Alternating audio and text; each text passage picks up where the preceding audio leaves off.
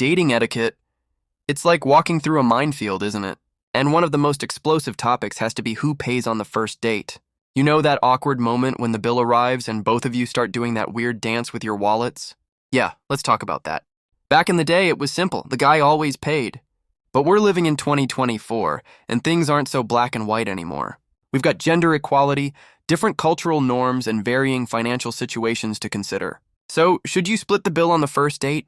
Well, it's complicated, but let me break it down for you. Here's the thing. There's actually no universal right answer. But what matters most is the message you're sending.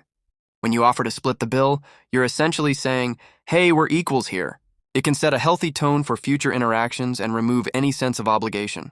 Plus, it's just practical. Dating can get expensive, and sharing the cost makes it more sustainable for everyone. I remember this friend who insisted on splitting the bill on her first date, and her date later told her he felt a bit rejected. Weird, right? But these traditional views still influence how people interpret these situations. There's also this interesting middle ground that's becoming more popular. It's called the whoever asks pays rule. The logic is pretty straightforward. If you invite someone out, you're essentially hosting them.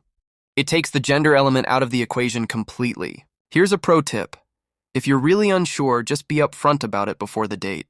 Yeah, I know it might feel a bit awkward, but it's way less awkward than that moment when the bill arrives and you're both just sitting there staring at each other, wondering what to do. And let's not forget about the importance of reading the room. If your date seems uncomfortable with splitting, or if they're really insistent on paying, sometimes it's okay to go with the flow. You can always offer to get the next one, which, by the way, is a smooth way of suggesting you'd like to see them again. At the end of the day, what matters most isn't who pays, but how you handle the situation. Are you respectful? Are you considerate of the other person's feelings?